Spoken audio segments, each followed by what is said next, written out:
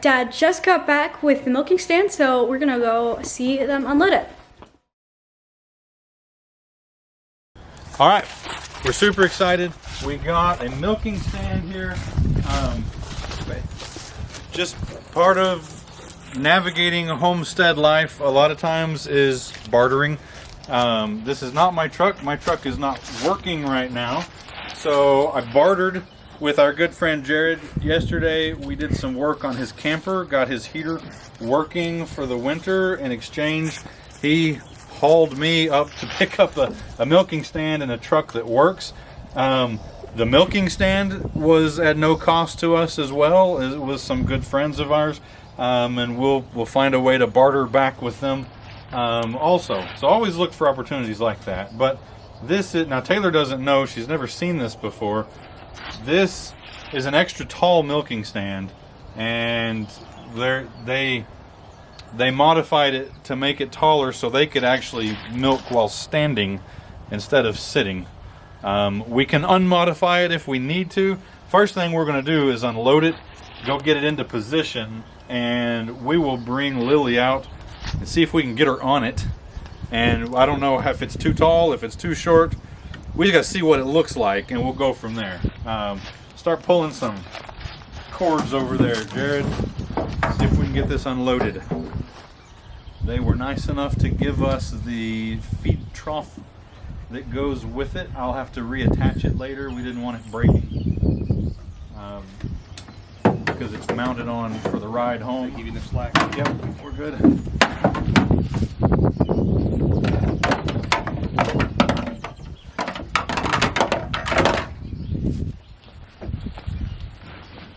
So the very first thing we need to do is just get it off of here. Uh-oh. The feed trough fell out. That's our cushion. You okay? Yeah, I'm good. Alright. I'm going to stick that plastic Woo, back that in is a between. tall one. Yep.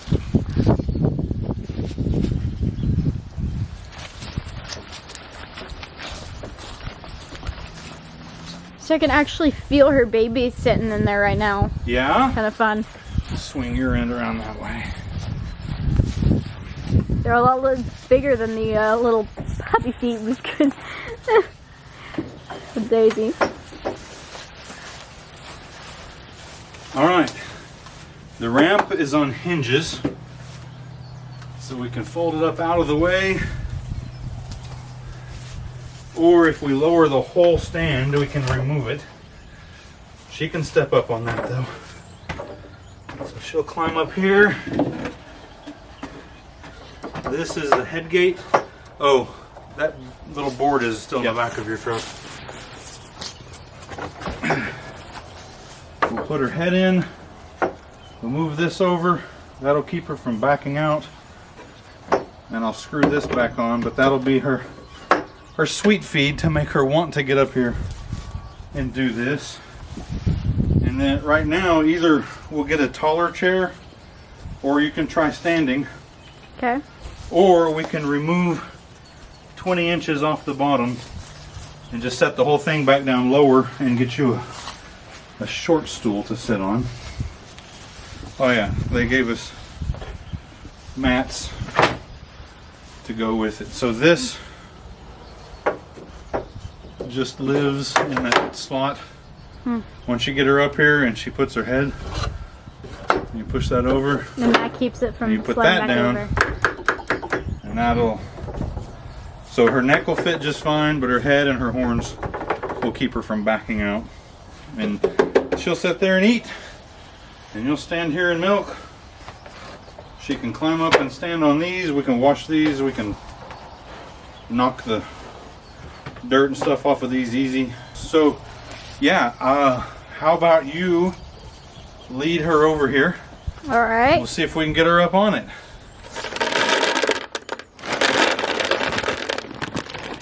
She says, yay, I'm so happy to be going somewhere.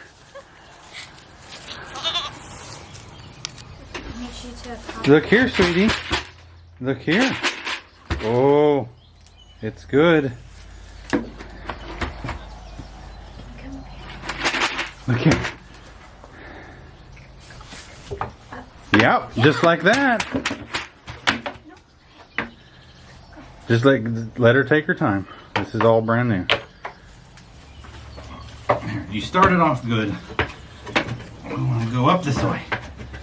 Up this way.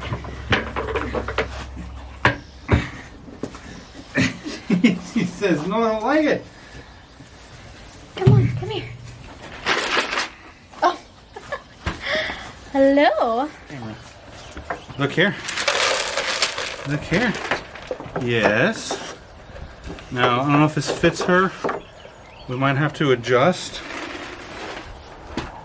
She might be able to pull her head right out of that, but she's not trying. That's a good sign.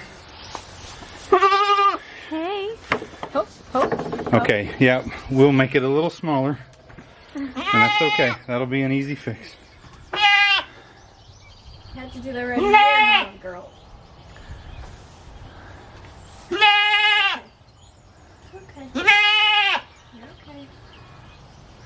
I know it's a new place.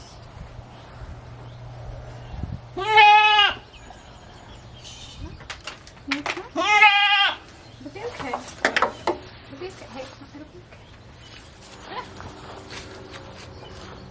Yes? What is it? Hey, buddy.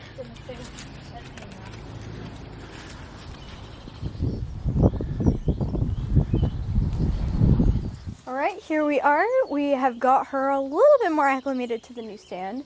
She doesn't necessarily like her head being stuck very much right now, but I can get her up there. She will go up all by herself, and we can get her head through there. So now I'm going to trim her hooves before she has her babies and stuff. I've not actually done this before because she's pretty skittish and doesn't like being touched in some areas, like her legs and her udder. So she's not used to that. But now that we have a stand set up, it's a lot easier to do that. And now I've gotten to the point where she will let me touch her legs. So I'm going to try and trim her hooves for the first time. So this will be interesting. So basically this is a lot like trimming like toenails or something. Normally in their natural habitats on like mountains and stuff, goats will wear down their hooves, but being on a homestead with just grass and dirt, it doesn't really do that much. So you do have to go in and clip their hooves and trim them down. You can see how it's a little bit curved and wonky. You want to clip and make sure that you just get her hooves to be like flat and even. So I'm going to try and do that. I have watched videos on this, I've read this, but I've never done this myself. So we'll see how this goes. You're not gonna like this, are you? Okay. Shh. Hey.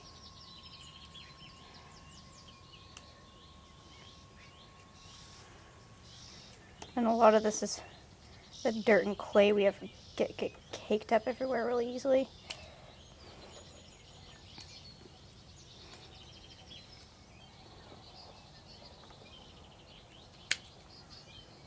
You do want to be careful because goat hooves do have a quick, like a toenail or fingernail, and you want to not cut that. I'm a little nervous doing this for the first time because I don't necessarily know firsthand how this works. If you have any particular tips or tricks for doing this, leave it in the comments below. You know, I didn't like it, but you're gonna feel a lot better once, yeah. Trust me, you are. And how often you do this kind of just depends on how fast your goat's hooves are growing. I've heard some people do them every few weeks, some people do them every month or two. I'm gonna do it often enough that their hooves don't grow like crazy. This is probably the worst one. So this is her fourth and final hoof. it was a little bit tricky to film a lot of that because she gets pretty antsy when there's other people around. And I've kind of gotten a little bit more used to how this works and how to figure out how to do it. I'll show her one of her front hoofs for comparison. Okay, so I'm almost done with her at this point. I made it to her fourth hoof. It was pretty tricky to film a lot of this because she gets super antsy when there's other people around. So if you have somebody holding a camera right up next to her, she is not very pleased with it. She calmed down a lot after Mom left. But as you can see, a lot of trimming her hoof is this part, just the rim around, grows really thick and dirt and stuff gets caked up in there. And so you want to trim that down to where it's even with the rest of her hoof. And then you kind of scrape the dirt off. And so I did figure out that there's mainly just this ring around her hoof is the cartilage that grows out and gets in the way and can grow kind of wildly. The rest of it is her foot and the dirt that's caked on top of it that you can just kind of scrape out.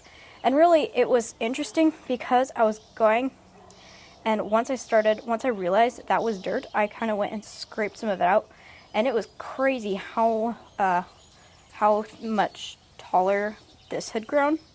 And then I was able to see to kind of clip that out. So she doesn't really like it. She's more okay with it than I was originally thinking. I was not sure whether I would end up with a broken nose after this, but she did pretty well. So that's good. I'm not quite finished with her. She's got a little bit more on her back right hoof. Her back hooves were a lot harder to do than her front hooves because she would kick those and just jerk around. And so it was a little bit tricky to get that, but she did calm down after a little while when she figured that I wasn't trying to eat her leg or something.